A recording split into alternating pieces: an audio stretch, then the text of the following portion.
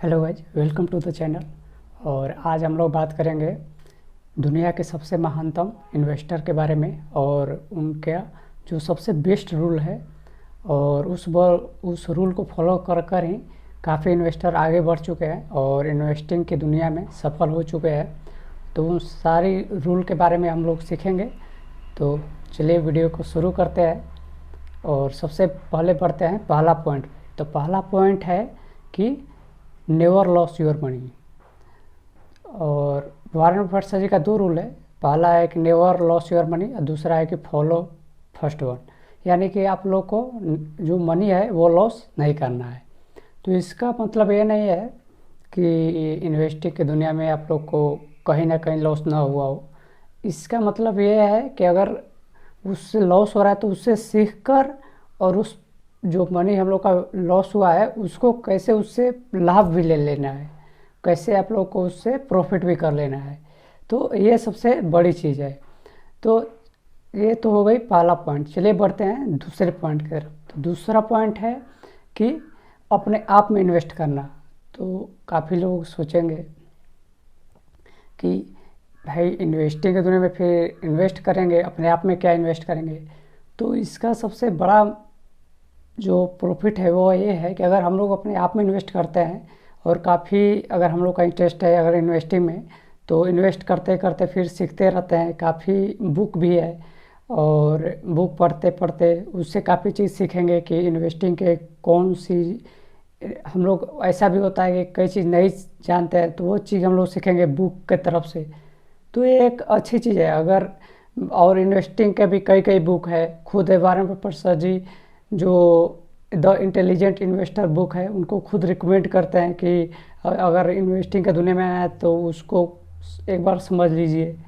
तो वो बुक है। और चलिए बढ़ते हैं तीसरे पॉइंट की तरफ कि अपने पिच का इंतज़ार करें। पिच का इंतज़ार मतलब कि कभी कभी ऐसा होता है कि मार्केट हाई पर चला जाता है। तो मार्केट हाई पर चला जाता है तो उस समय क्या हम लोग को करना है कि अपना जो अपना शेयर खरीदे हुए हैं उसको बेचना है। अब ये ऐसा भी होता है कि अगर हम लोग इन्वेस्ट नहीं किए हैं तो क्या उतना जो हाई लेवल पर चल रहा है तो क्या उसमें खरीदना चाहिए? तो नहीं। इसी को हम लोग कहते हैं कि पिच का इंतज़ार करना कि कब मार्केट गिरेगा तब हम लोग छक्का लगाने के लिए तैयार रहेंगे। तो ये सबसे बड़ी चीज़ है कि कब मौका देखकर ही चौका मारा जाता है। तो जब बाज़ार जैसे कि अभी मार्केट 30 to 40% करेक्ट हो चुका है। तो अभी आने वाले समय में अभी एक चांस बना हुआ है कभी नीचे जाएगा। तो ये एक अच्छा मौका है कि अपना पैसा इन्वेस्ट करें। तो इसको बोलते हैं कि मौके पर चौका लगाना। तो चलिए बढ़ते हैं अपने नेक्स्ट पॉइंट पे। वह है कि हम लोग कोई भी अगर चीज़ देखते हैं तो उसके बारे में रिसर्च करते हैं कि ये हम लोग को क्यों अच्छा लगता है और इससे हम लोग को क्या सीख मिलती है और इसमें हम लोग को क्या नुकसान हो सकता है। ये और कोई नया चीज़ हम लोग सीखते हैं तो उससे क्या फ़ायदा होने वाला है, क्या नुकसान होने वाला है, हम लोग पहले ये रिसर्च करते हैं। लेकिन क्या होता है इन्वेस्टिंग में हम लोग कोई कह दिया, कोई न्यूज़ चैनल से सुन लिए कि ये जो शेयर है ये हम लोग बिना रिसर्च किए तुरंत शेयर खरीद लेते हैं। तो हम लोग को ऐसा नहीं करना है। ख़ास तौर पर अगर इन्वेस्टिंग में सफल बनना है तो हम लोग को अपने आप से रिसर्च करना है। और उस रिसर्च के लिए भी काफ़ी मिल जाएगी वेबसाइट। खुद इन्वेस्टिंग के बारे में ही कई वेबसाइट है। तो आप लोग वहाँ जाकर उस कंपनी के बारे में सर्च मार सकते हैं। तो वहाँ से काफ़ी चीज़ें हम लोगों को क्लियर हो जाती है। तो चलिए बढ़ते हैं अपने नेक्स्ट पॉइंट पे। पॉइंट है कि कई लोग मानते हैं कि जो ये शेयर मार्केट है वो रिक्स इसमें ज़्यादा है। रिक्स जो है वो रिक्स उनके लिए बहुत ज़्यादा है जो बिना ट्रेनिंग के आते हैं। अगर आप लोग को कुछ नॉलेज उसके बारे में रिसर्च करना और काफ़ी कुछ सीखते रहना और इसमें आकर भी आप लोग छोटी अमाउंट से इन्वेस्ट करके अगर लॉस होता है तो उससे काफ़ी कुछ सीख सकते हैं। तो आने के बाद भी इसमें कुछ साल या कुछ महीनों में आपका एक्सपीरियंस हो जाएगा।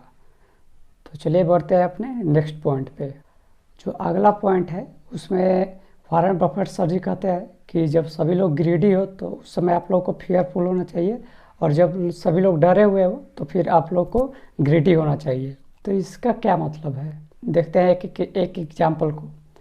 तो मान लीजिए कि कोई सब्जी है, मान लीजिए कोई केला है। केला अगर ऐसा कहा जाए कि कल कि केला के अलावा अगर सभी चीज़ें अगर आप लोग खाएंगे तो आप लोग बीमार पड़ जाएंगे, और तो अगला दिन क्या होगा कि सभी लोग केला खरीदने लगेंगे। तो केला का जो फेयर वैल्यू होगा, जो एक दिन पहले होगा, उससे उसका जो दाम है बढ़ जाएगा। वो उसका जो फेयर वैल्यू है, जो उसका एक्चुअल वैल्यू है, उससे उसका वैल्यू बढ़ जाएगा, क्योंकि उसका डिमांड बढ़ गया है।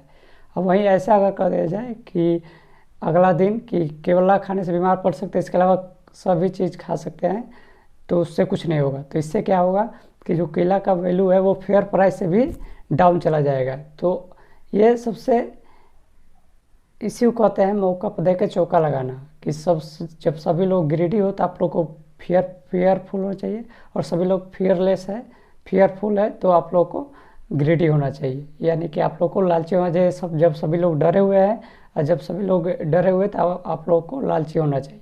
तो चलिए मिलते हैं नेक्स्ट वीडियो में, तब तक के लिए बाय बाय।